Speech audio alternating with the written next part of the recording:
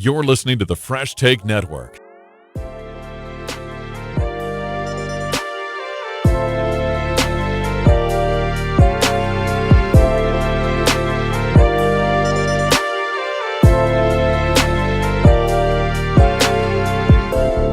What it is, what it do. Welcome to the ISO. Joshua Adelaide Marathon here with Deseray Taylor from Sheplay.YYC. Deseray, good to have you on here. This is a long time coming for us to kind of collaborate and do a show here.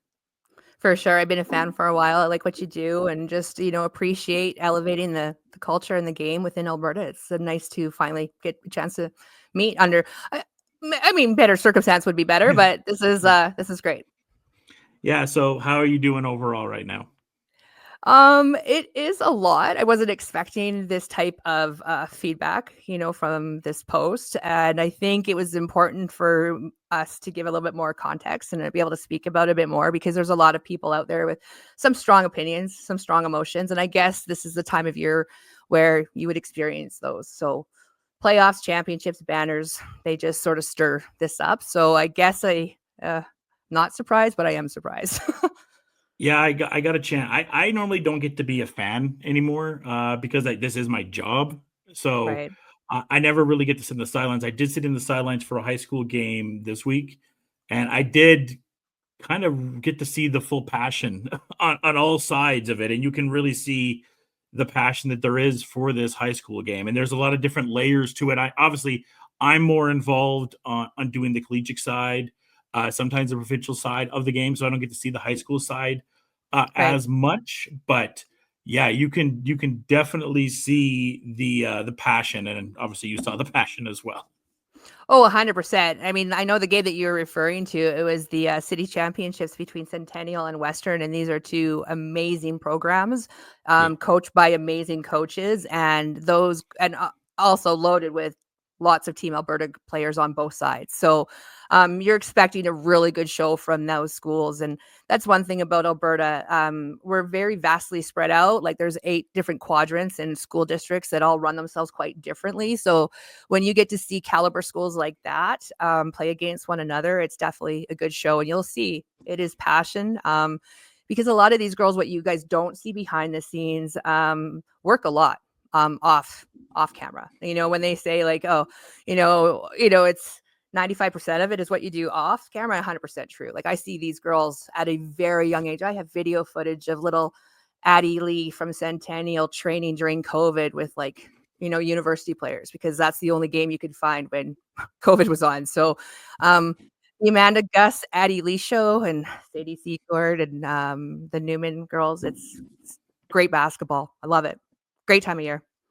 Yeah. What have you thought, kind of watching the game grow, not just in Canada, but in Alberta? You named a lot of star players there. And I think from, when my sister was younger, you really only had like the Calgary Selects kind of team back in the early 2000s. Now you have kind of an AAU model starting to get developed out here in Alberta.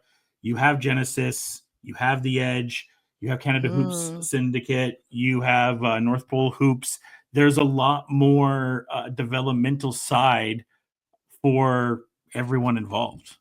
Oh, 100%. And I think you'll start to just see it get more and more. Like it's the more, because obviously the need and the want is there. Like it's hard to even find gym time a lot of the time. So the differences between let's say Ontario versus Alberta out there, if you go and even just chat GPT it, Google search it, they have anywhere between 30 and 60 prep schools. So if you want to now come over to just Alberta, we have 2 prep schools, right? And so that would be CTA up in Edmonton. They have a girls program. And well, I guess if we're counting girls, there's only 2. So there's a bit more for boys. And then the Edge down here. And then you'll have Notre Dame that just started this year with 1. So in Canada West, which is comprised of essentially anything west of Manitoba, there's only 3 prep schools. And then you have your high schools, right? So and you can't do both. You can't even transfer, because you can't even go from a prep school to a high school or a high school to a prep school. So you really have to, there's that divide. when you look against the girls of Ontario, they literally play basketball from September until April, and then they'll move into AAU, and then AAU will move into like nationals if they want to play nationals. So there's really only 1 month where you're off of basketball. So if that explains why there is a lot of passion at these games, it is a year-round sport for these players, not just the girls. It is all the time. It's become quite exhausting. So I imagine the parents are quite a little high strung. I mean, I am guilty of that. And, I've been doing this for 10 years too, and I am not perfect. And that's one thing that starting a platform like this, you get humbled real quick. Yeah. You get reminded of things that you did and you get some DMs that people hide behind, and that's okay. So I've got the shoulders for it, and I can talk about it because I've had 2 girls go through it, and they've done AAU, and they've done high school, and they've done provincials, and they've been coached by some of the best that Alberta can throw at them. And I applaud these coaches because it is no easy job. I applaud the refs. I applaud everybody because the way that this sport is growing at the pace that it is growing at, we need all the help that we can. And I feel like this cancel culture is really going to hurt us if we don't get in front of it and be really open and transparent about what goes on in these games, and that we are very quick to judge and jury people. But that can't be right moving forward, because my fear as a concerned person who loves this game, it's not even just about having kids that play it, because mine are out of it. I don't want to lose really good coaches. I don't want people to stop coaching because they don't want to deal with the headaches of coaching and the parents and the refs and all of the toxicity that comes with it. Because I've had some amazing coaches just get beat up by this community. And I'm sure the refs and the administration and all of that can say the same. And even people like us, because there's always people that don't agree with what we have to say or whatever. And they don't have to. It's just an opinion of one. One that's not afraid to talk. Absolutely. Obviously, this is, a post that just happened. They got you a lot of attention to your platform. But what was the initial idea behind you starting Sheplay.YYC? Sheplay started during COVID. And at that time, my oldest daughter was kind of in her big push, right? So big push in for recruitment. And there is not a lot of help when it comes to recruitment out here, because a lot of the coaches will say to you like, oh, like my job's not to get you recruited. That's your job. And that's 100% true. It is the athlete's job to help them get recruited. But what I have found through this process, a lot of us parents are like first generation parents. And what I mean by first generation parents is none of us went past high school. Right. So we don't understand what it takes to get there. And I don't know about you, Josh, but when I was playing high school sports, there was nowhere near the type of caliber of training and all of the stuff that these athletes have today. Like it was like, if you're good in high school, it's like, oh, let's go. But now it's so much more than if you're good in high school. So, anyways, it was COVID. And my daughter at this time didn't really drive. So there was a lot of times where I'd be driving her back and forth, sitting in the parking lots with all the other parents while our kids either trained or played, because when they were allowed to play again, none of the parents were allowed in the gym. And so I met in my younger years before children. I went to film school and, learned a lot about this medium and thought that, hey, if people live stream at home, why can't you live stream from a gym, like using simple devices? So that's where it originally started. It started where I would just go into a gym. I was put on the coaching roster just so I could live stream the game to the parents out in the parking lot. And through that, obviously, it has grown. I started of just being girls, and then now there's employees and there's people that do this for me. And we stream a lot of boys games, girls games, sometimes more than basketball, and really hope to stream more than basketball moving forward, because I think there's, youth programs out there that definitely could benefit from more exposure. I've seen it firsthand work for my own daughters, let alone all the other daughters that I believe my platform has helped in the process, is really just bringing attention to their game and showcasing what they do. Through that, you see everything on the sidelines, and it's like I'm like when what do they say when you're just on the wall watching everything, right? Like I'm just sitting there Mhm. seeing everything transpire. And, you know, in my previous job, it was to sort of, you know, assess risk and threat and fix risk and threat and take away things and processes that were not needed. And you can see how things start to happen. It's like every action has a reaction, domino effect, sort of like. Yeah. And I think that's what sort of spawned me to really start speaking. Because not at first, this platform had nothing to do with me. It was all about the girls, and 100% that's all I really want it to be about. Yeah.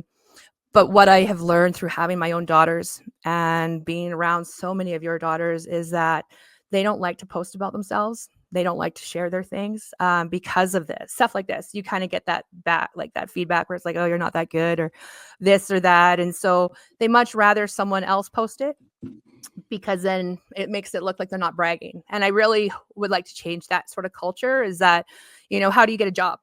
You know, as you and I both know that the only way that we can get a job is to go in there and sell ourselves and tell people what Yeah. we're good at and tell people, you know, areas of opportunity that we should improve at. Like it's that open transparency that I feel that so many people hide behind. Like you can be, social media has helped so much, but then as you know, the trolls are there and the people that have no idea what it takes to kind of play the sport at the level that these girls are playing at. Speaking on behalf of them because they don't have, I don't want to say they don't have the courage to do it themselves because they do. It's the pushback. It's what happens after you stand up for yourself that I believe keeps women, girls quiet. You know what I mean? Yeah. Well, and you hit a big point too of, you know, I think a lot of these athletes as well don't have an opportunity to showcase off their stuff as much.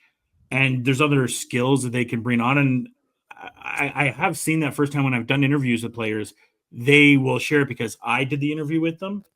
And they're Correct. happy to show that because then it's, oh, I can talk about myself and blah, blah, and I don't want to be able to be braggadocious Yeah. about it. And I think it's, I talked to Eddie about this when I did stuff at the Edge this past fall.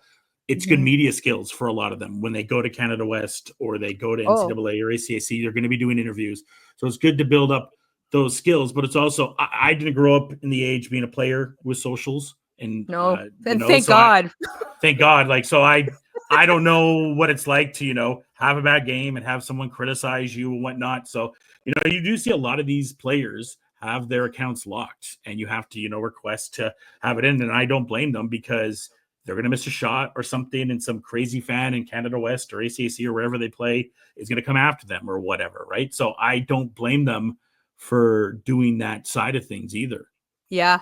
Yeah. No, and it's so true, right? Because like I feel what gets lost in a lot of this is the sport. This Yeah. like do you know what I mean? And you see it in the WNBA and you even see it in the Unrivaled, right? Like these women like they're almost kind of baited sometimes too. Like, you know, Look no I'm further not than Angel Reese. Angel Reese yeah. can't do anything right now without it No. being criticized. She No. can't say anything. She can have a great game. Someone's going to go and criticize Angel Reese for something. 100%. You just saw it happen like right now when they were talking about the bargaining agreement that there's going to be Yeah. coming up. Like she's now, if a vet player said that or someone else said it other than her, then Yeah. I don't know if it would have been spun the way that it's been spun. But because Yeah. she is boisterous and speaks out and is and you know and good for her because you know, I feel that's one thing about what people miss about like, okay, athletes are athletes and whatnot, and you should just be involved in your sport. Well, women are a little bit different. And even if you go and you look at what women have to advocate for every day and what men have to advocate for every day are very different things. And a lot of the things that women have to advocate for are so heavy. And it's not even about the sport, but they have this platform and these young women watching them. And it's like, yeah, you know, like I'm going to keep on talking. I'm going to be truthful, at least tell you my truth. But I've also seen these women also admit when they're wrong or it's gone too far or, you know, they collectively stood together when it was Black Lives Matter or say her name or all of these things and it Yeah. invoked real change and that's what I think when you have that on social media and then you see what these George McDougall Mustangs senior girls decided to do, Well, of course. Look at what they're watching now. And Yeah. shouldn't we be proud of these women? And like you and I were saying before we started recording, is like these young women stood up for a man that has been by their sides for on and off, depending how long you've been in the airdrie community for the last decade. And he has volunteered his time before work, after work. And he's got 2 kids of his own that play in sport and club and whatnot. And when you see someone devote that much of their life and their time to you, like, I don't know, it just makes me so proud. Like, my daughter was not on this team, but I know she was watching that, and she called me right after bawling because those are her girls. Like, Yeah. that's her coach, and I guarantee you that my daughters would not be anywhere that they are today without coaches like that in their lives. And they've had many of them, and that's the beauty of it. And as everybody knows in this community, I can sit on the sideline and watch somebody and be like, "Whew, they're a lot." And that could be a parent, that could be a coach, that could even be a ref. Like, there's some strong personalities. It Yeah. doesn't mean that I get to take those biases into the next game and hold those biases against you. Yeah. And No, and and that's a great point. and if you take those biases into a game with you, then maybe you shouldn't be doing this, because it, like, we teach these kids to have next basket mentality. Mhm. Well, you got to have next game mentality. Mhm. Right? Like, we got to go into every day like it's a new day, every game like it's a new game, and like try to hold ourselves to a higher standard for these kids, because I'm telling you, the stats on kids that play collegiate sports are astounding. Just for the level of jobs that they create. I think women, it's like 95% of CEOs, entrepreneurs, and culture changers in our society come from playing team organized collegiate Wow. sports. That's huge. But then look at the number. The other number is also 67% of teenagers that are 16 and 17 also leave sports because of Mhm. toxicity, bad coaching, body image issues, like bullying. Like, so it's like, if we could keep these kids in sports longer and believe in themselves that they can do what a lot of people say they can't do, because that's what happens, right? These kids start off just loving the game and wanting to play, and then over the years, their light kind of goes out a bit, Yeah. and that is so sad. Absolutely. Well, the one thing I've really noticed too, and I mean, this is a no duh what I'm about to say, but you really can tell the communal experience that these players have with each other, because you sometimes forget, for me being up in the booth and not being a player Mhm. anymore, you sometimes forget these players and these coaches are around each other more than their families. Like, this is like, you have a work environment, right?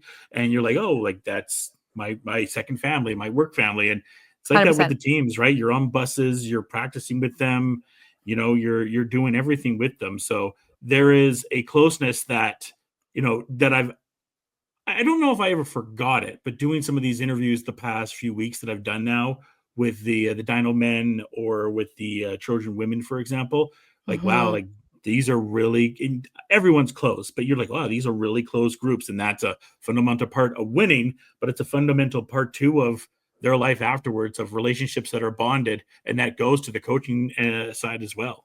Oh, these women are going to be at each other's weddings, and they're going to be each other's references for future jobs, and like the reach goes far. Like, as much as basketball is a big community, it's a very small community. Like, everybody knows everybody or knows of everybody, Yeah. right?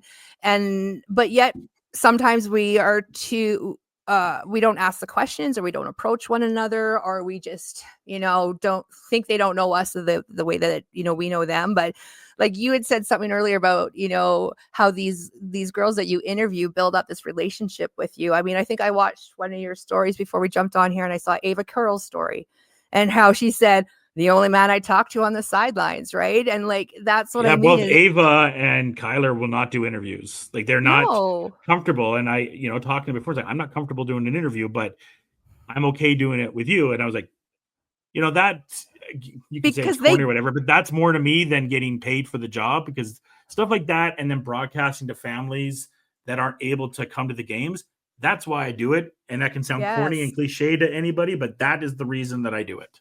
I don't think it's corny or cliche at all, because I'll say the exact same thing, right? Is that you've built this trust with these girls because they have seen you on the sidelines and baselines through a lot of their careers, their highs and their lows. Yeah. And when you get privy to see that and then they allow you into their small circle, like that's a huge thing. And I'm in that same boat. I know a lot of basketball players, and I know a lot of, like NCAA basketball players. I know some, okay, I like to say I've met some WNBA players. Maybe one day we'll be friends, but like you meet all these people along the way, and it's just like, how much do we actually take the time to say, like, you've made an impact on me, or you have helped me, or thank you for bringing me through that time where I didn't think anybody understood how I was feeling, or I wanted to like leave, or someone told my story and twisted it or didn't give it the Yeah. justice that it needed. Like, like with women especially, like it's very delicate because we are very emotional, we are very feeling, and a lot of the times we shut down before we use our voice. And that's why when we do start using our voice, we get labeled as maybe being passionate or emotional or animated or whatever it may be. But that's because we sat and we observed for so long before we kind of got to this point of like, okay, like honestly, now we're gonna words, right? Yeah. And that's just because it's like, just like you developing those relationships, I've developed my own relationships, and we're media. Like, we're there to capture a story or tell a story, but we don't spend the same amount of time that coaches and management, Yeah. like managers and athletic therapists, spend with these girls in intimate settings, right? We kind of see the outside of it. So, but seeing that outside of it, you just develop that love for it and Oh, the heart. absolutely. For me, like a big thing for me was seeing a Cooper Ward who plays for Med Hat when I had one of his last games, and him being like, "Hey, glad this is one of my last games you're broadcasting." Or, Caleb Mhm. Jipp. I was lucky enough to call Caleb Jipp breaking the ACAC scoring record. And Caleb being like, "I'm glad it was you that did it." And these are visiting players. These aren't Yeah. players for the host teams that I have. And like I've always said, I try to stay neutral. I'm not, yes, I work for the Dinos or the Trojans or Ambrose, but I just happen to work there. When I'm there, if I'm doing the Dinos and Lethbridge, then I'm calling it either side. Yeah. So when you get those away players commenting on things, you're like, that's exactly why we do it, because they're tuning in and they have family members watching games and whatnot, and they want the same amount of love back. And being in this is my 12th year doing this, and I Mhm. will say, doing 12 years, going to that high school game this week and doing the stuff at the Edge were the two times where I was just like, this Holy cow. game it is going to be in a different level. Specifically, the guys are doing great.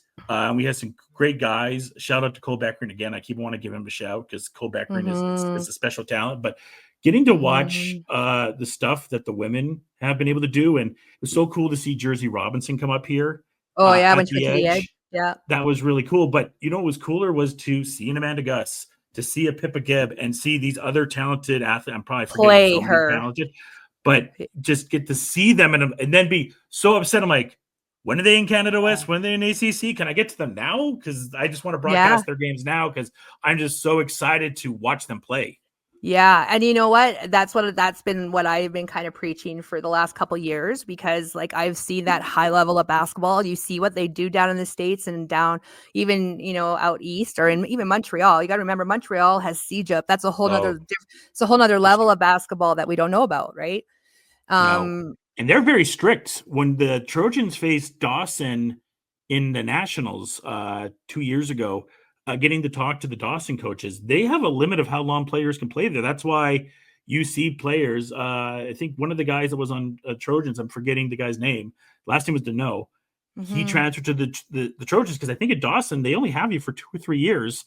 And then Yeah. players just transfer because they have such a limited time that they let you be there. So from what I understand, I'm definitely no expert, but they definitely spend like a grade 12 and a grade 13 year in CJUP, and it doesn't count towards eligibility.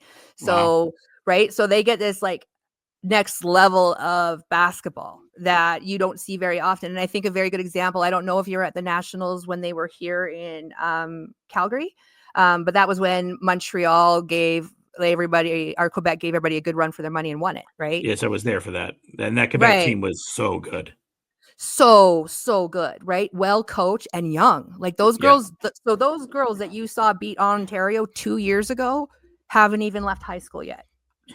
Yeah. So when you see that level of basketball they were playing in grade 10, like that just sort of tells you where they're at. Like Montreal or Quebec, Montreal, like wherever you are and into that, it's a different level of basketball. And you're right, they keep to themselves, but when they come out and they compete, it's like, oh, there they are. Like very, very, very highly knowledgeable kids when it comes to IQ and the way that movement and role playing really matters at that next level. It's why they dominate when we make it internationals, and I bet you they will be dominant again this year. Yeah, and it makes me excited for what we have for the game as far as growing in that side. We obviously have Toronto WNBA team coming here. I mean, for anyone that knows, I did a video in the summertime preaching for a women's CBL, and I I talked to saw it. Jason Ribeiro from the Surge about it at Yeah, Sneaker Expo this year, and he's yeah. like, there's been talks about it, but nothing concrete. And it upsets me because you look at what the women's hockey league has done, and they've done Mhm. such a sensational job. And there's just, I watch these senior nights from these players. For example, I'll go. Sorry to make it so Trojans heavy, but I'll include Mary's in this as well. But I look at a girl like Meet Miller or Jasmine Kellogg, right, from Mary's. Yep. Yep. They're done now. Brooke Baker and Near Wall after these nationals, they're just done. These are talented players that Oh, and we've seen in the CBL now. ACAC athletes are getting drafted, and I wish that we had this ability to have a CBL women's division, so then these players know what they can go for. Because you look now at a guy like Nate Patrone, who last year Stingers had such depth, cut him, goes and mhm. works out a little bit with the Surge. First opportunity to play since having a season end with the Dinos was in this Filipino charity game, and he Yep. explodes because Of he course. was ready to prove the world wrong. And then Yeah. he goes on to be Canada West Player of the Year this year. And now we'll have an opportunity to probably be a first pick in this CBL draft this year. We need an Yeah. outlet like that for the women, for that side of things, of 100%. to 100%. know, like, hey, I can work towards this in my summer. Yeah, and, like, honestly, all those girls that you named are legends. They are Yeah. ACAC legends that came from Genesis, that came from Supreme, that came from Lethbridge. Like, those girls have been playing around. Like, I used to watch them when my oldest daughter was still playing too, and they were older, and it was just like they were good then.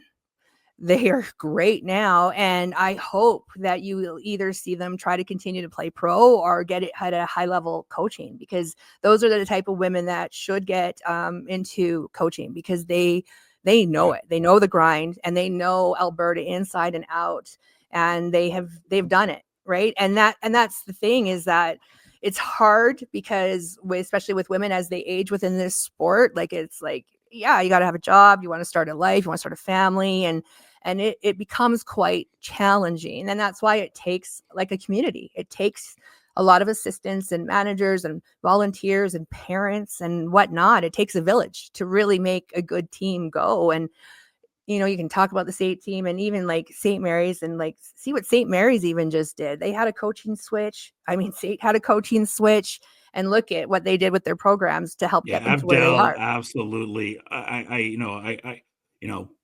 Should be know, I work with Abdel at the Canada Hoop Circuit, but what he was able to do to step in there to replace a legendary coach like Steve Schultz that won an ACAC championship with the legendary Mhm. Montana Romriel, Yeah. and then step into those shoes and then take that team to the final that year and have a player of the year that's also the defensive player of the year, have an all-star in Jasmine Kellogg. And I can list all the great players on that Mary's team. That's a phenomenal job stepping in Huge. there.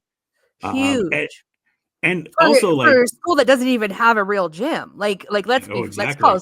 let's call a spade a spade. Like, No, it's well, that's why there right? was the talk when, before, I would say, respect to Briarcrest, before Briarcrest kind of shocked us this year on the men's side. There was a talk, oh, Mhm. well, St. Mary's will host the ACAC championship for men's. It's just what gym will it be in, because Sate's kind of temporarily not there. Do they do it at the bubble? And Mary's doesn't have a real gym. So Yep. when we get to this, and then obviously Briarcrest made us all shut up, and It's like, hey, we're Yep. really, really good, and we're going to win the ACAC championship. So stop your Calgary bias talk, and good for them. And they won the ACAC championship. Congratulations to them.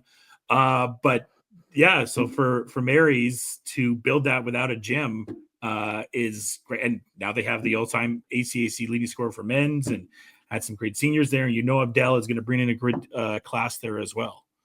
Of course, like Abdel is like, again, I could talk about Airdrie connection. He is legendary out here and started, working with SC Elite when, Coach Jamie was there, and then he did Pivot, and then he did Gotham. And like, so he's been around like the club circuit and the high school circuit for years. So I'm very happy to see where he's gotten and what he was able to do within his first year. So, they're going to be a team to watch for the next couple of years for sure. And I've always said this when I talk to people that are asking, like, oh, what about like schools and where should I go and this or that? I'm like, there is nothing wrong with ACAC. There is nothing wrong with Pac West. Some of the best basketball comes out of those two leagues. And to watch what they were able to do last year and this year, and what I think they should be able to do, is huge. Like,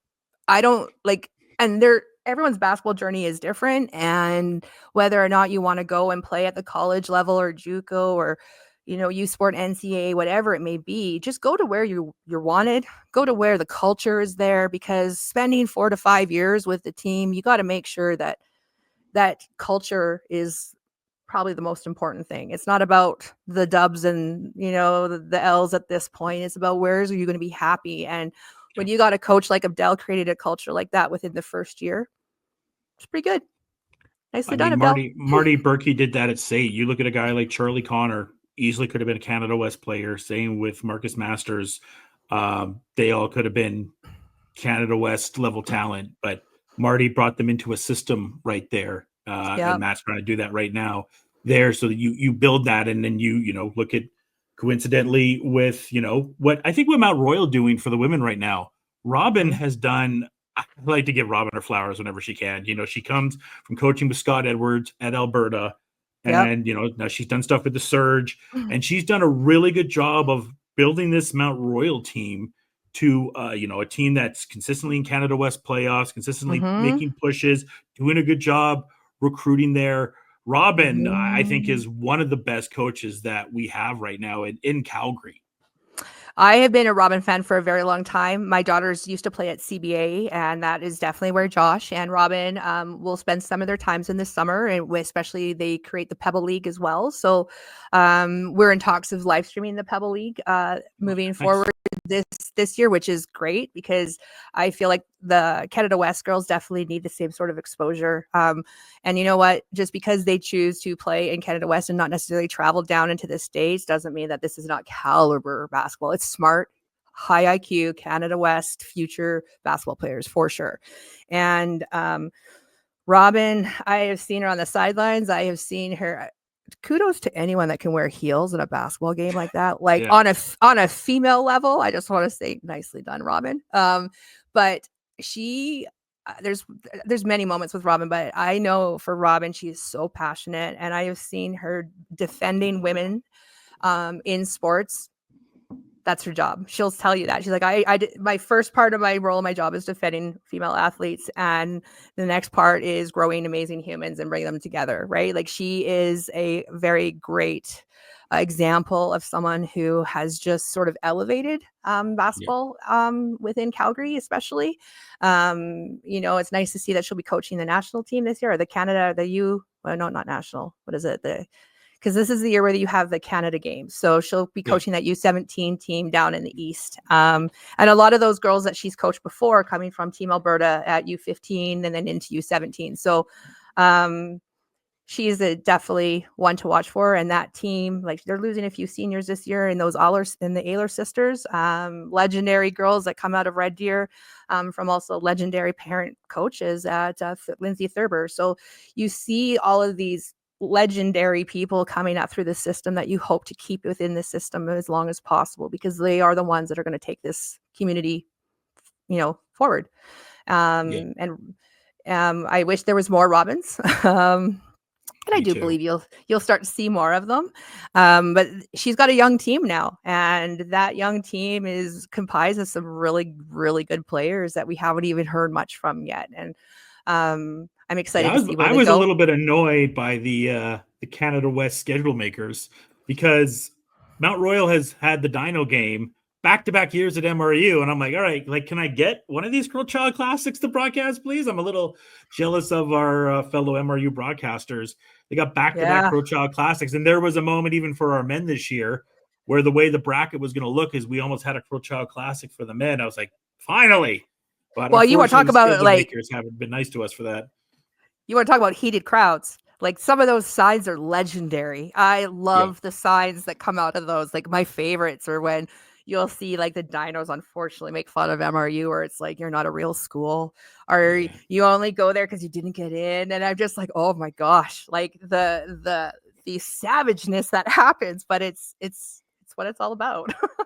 Yeah, and we had a really good pack to Jack this year, and I looked at my colleague Jermaine Cummins, and I was just like, I just want to have one of these Crow Child Classics because we've been Yeah. haven't had them the last few years, and you see the hockey ones and how they come out for the hockey games at the Dome, and it's electrifying. So hopefully next year, and I haven't had a U of A game actually for a while either, and Yeah. Scott Edwards is a family friend because he coached my sister. So I've always happy to see him, and he's losing just Oh because I'm just shouting yeah. players out. Carly. Claire Signatovich as well. Just Yeah. I if I had to do a list of the top players I've seen in 12 years of broadcasting, Claire is just mad. In that Canada West Championship 2 years ago Oh. against the Dinos, she was just dominant. Yes. Yeah.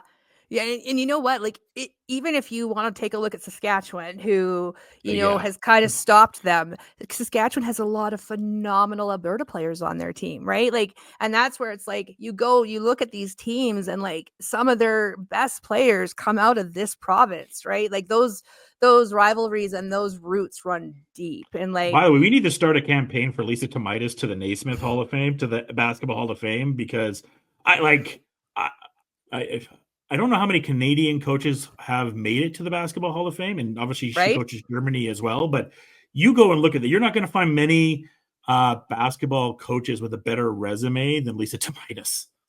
No, and even if you watch her basketball, so like when Saskatchewan had to play against Carleton last year, right? Like Yeah, it's two different types of basketball, and you can see it. It was very evident that they played very differently. And one thing I can say about Saskatchewan, they are so fundamentally smart, yeah, right? Just and like the discipline that it takes to kind of be properly spaced out and to know where that kick out is, or to know where your people are when you can't see them, right? Like there's that type of basketball, and I think it's very smart and tough basketball to play against. And then you look at Carleton, where it's like their point guard just dominated that game, just killed them. This little 5'4" point guard game, and it was a completely different type of game. It was that was a more of a dominant point guard game, whereas Saskatchewan was definitely more of a team play, right? But two different types of basketball, both equally effective, both equally good, and phenomenal coaching by phenomenal women, because Carleton is also led by a dominant female coaching staff as well. yeah. So it's really cool to see, and I love it. And these girls deserve the same sort of exposure and support that, I would say the male counterparts might get a little bit more of, or just even a little bit more support. I feel like a lot of people like to talk for women or speak on behalf of women because maybe we don't speak up enough yet, but we're getting there. We are getting there, and we're getting a little bit more comfortable with it. But I had to shut down some of the comments on that post, for those of you that might question it and ask, because it starts becoming about not the basketball. It starts becoming a pissing match, or he said, Yeah. she said. And that's not what that post was ever supposed to be about. It was literally supposed to be about we need to support these young adults, these young athletes, because they are amazing. They're not children anymore when we are playing varsity basketball. They are young adults. Yep. And they deserve the same type of support and same type of like due process, to have their beloved coach replaced after having nothing on file in 10 years. No, just done before a day and a day before one of their biggest games, and to be basically told that we have a warm body for you to go play your game with. So do the right thing and go do this. And they're like, what? So just keep in mind, my suggestion to everybody at home is that this what's been going on at the youth level doesn't need to happen. We can find a better way and be humble and realize that, I have contributed as a parent before where I have been humbled and learned that maybe I should do a little bit more investigating before I communicate sometimes, or maybe I don't. Just because I can't say it doesn't mean I always should say it. But then there are some things that I'm like, nope, my shoulders are big enough to take this, so let's go. And it's really just out of concern for the entire community. Like you and I have been talking about all these great players and great coaches. Well, it starts at the U level, the minis, the U11s, right? Like these are all volunteer coaches. We don't get there without them. And I've seen some amazing coaches ostracized and just basically, replaced when there hasn't been a proper due process. And I feel like, especially where we are with social media and the types of technologies that we have, there's no reason why we can't have proper investigations before we make like life-altering decisions. And for an athlete going to high school provincials, that is a life-altering decision for some of them. Maybe not all of them, but definitely for some of them. No, it absolutely is. As someone that was a player, the coach bond too that you have is so important, because it's not just part of being on the court, it's also part of a pregame and a trust too, right? Of how you're going to guide me on and off the court as well. 100%. And if you watch that whole stream of them walking out, they went and sat down. And after they sat down, they then proceeded to pack up the chairs, put them away, sweep the floor, cover up the mats. Like they were very respectful about it. They knew they had to be respectful about it, because if they were going to be disrespectful about how they decided to peacefully protest, they knew that the scrutiny was going to be much worse than it already has been. So, it was done with lots of consideration, lots of thinking, lots of discussion, especially for those senior girls, because they knew that this would potentially be their last game that they played, and the ramifications of coming with speaking up. You got to remember, they got to walk the stage in a couple months, and they got to shake the hand of administrators. And I don't hate the administration or anything. I know that they are overworked, their union. My daughter is going to school to be a teacher. So I'm not sitting there saying that they have an easy job or anything like that. But there's going to be a time where I think you're going to get more and more separated from having sports in high school. Because you already see it with the arts a little bit, the things that make high school fun and great are slowly being stripped away from a lot of high schools because of budgets, because of manpower, because of this, that, and the other. And that's a concern too, because for a lot of things, like sports is an outlet, arts is an outlet. These kids need that. Yeah. I think that's a solid way to end right there. I appreciate you coming on, and I look forward to having some more conversations in the future.